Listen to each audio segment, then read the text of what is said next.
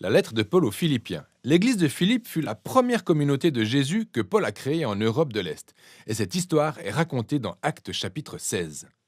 Philippe était une colonie romaine en Macédoine antique. Elle était pleine de soldats à la retraite et était connue par son nationalisme patriotique. Là-bas, Paul a fait face à la résistance quand il annonçait Jésus comme le vrai roi du monde. Après que Paul soit parti de là, ceux qui étaient devenus des disciples de Jésus ont continué à se heurter à la résistance et ont même subi des persécutions. Cependant, ils sont restés une communauté dynamique, fidèle à Jésus. Paul a envoyé cette lettre lors d'un de ses nombreux séjours en détention pour des raisons purement pratiques. Les Philippiens avaient envoyé un de leurs membres, Épaphrodite, apporter un cadeau financier à Paul pour le soutenir en prison.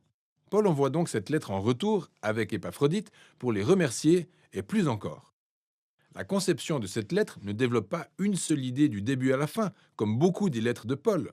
Au lieu de cela, Paul a organisé une série de courtes dissertations ou de vignettes. Elles tournent toutes autour du centre de gravité dans cette lettre, le poème du chapitre 2. Il raconte artistiquement l'histoire de l'incarnation du Messie, sa vie, sa mort, sa résurrection et son exaltation.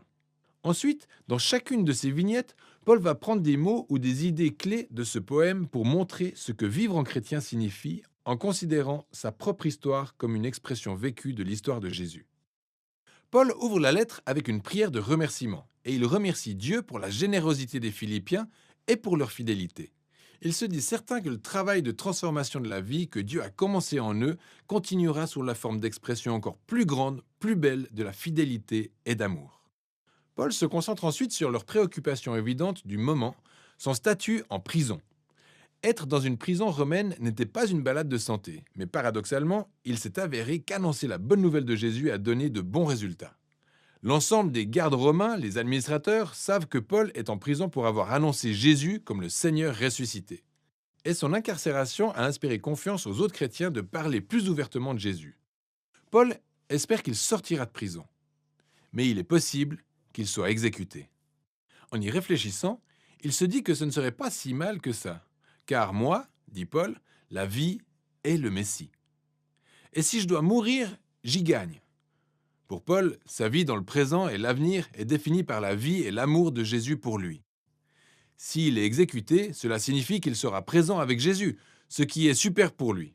S'il est libre, cela signifie qu'il pourra continuer à travailler pour créer d'autres communautés de Jésus, ce qui est mieux pour les autres. Voilà ce qu'il espère. Regardez comment fonctionne son raisonnement ici. Mourir pour Jésus n'est pas le vrai sacrifice pour Paul. Au contraire, c'est rester en vie pour servir les autres. C'est la manière de Paul de participer à l'histoire de Jésus, souffrir pour aimer les autres plus que lui-même. Paul se tourne ensuite vers les Philippiens et les exhorte à participer à l'exemple de Jésus en suivant ce même état d'esprit. Il dit « Votre vie de citoyen doit être digne de la bonne nouvelle sur le Messie ». Ces chrétiens de Philippe vivaient dans un foyer de patriotisme romain. Mais leur mode de vie devait être façonné par un autre roi, celui de Jésus. Ceci pourrait entraîner des persécutions, mais ils ne doivent pas avoir peur, car souffrir pour être associé à Jésus est une façon de vivre l'histoire de Jésus lui-même. Paul passe ensuite au grand poème du chapitre 2. Il y a énormément d'échos au texte de l'Ancien Testament, notamment l'histoire d'Adam et sa révolte en Genèse 1 à 3 et le poème sur le serviteur souffrant dans le livre d'Ésaïe. Graver ce poème dans sa mémoire en vaut la peine. C'est une belle version condensée de l'histoire de l'Évangile. Avant de devenir humain, le Messie préexistait dans un état de gloire et d'égalité avec Dieu.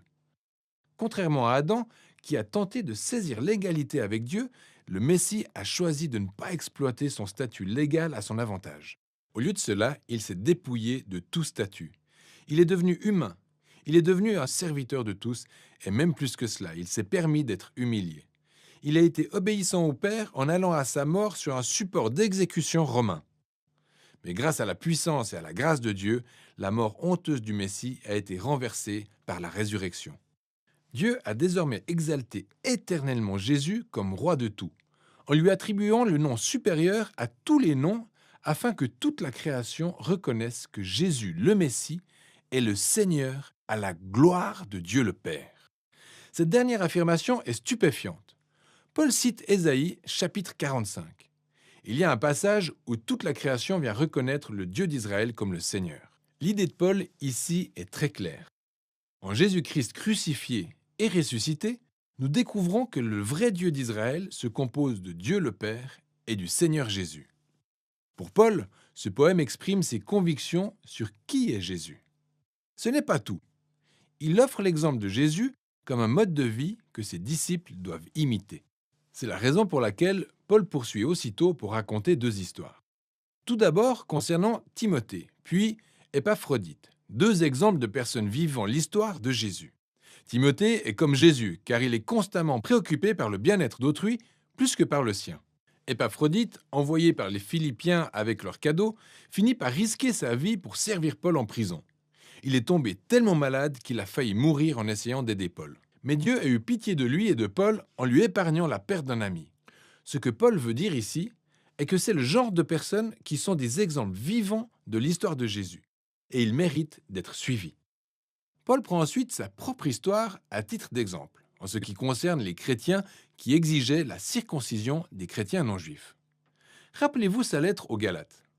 Ces personnes causent toujours des problèmes à Paul et continuent de lui rappeler son passé, quand il persécutait les disciples de Jésus, et lorsqu'il tentait de démontrer sa position juste devant Dieu par obéissance zélée aux lois de la Torah.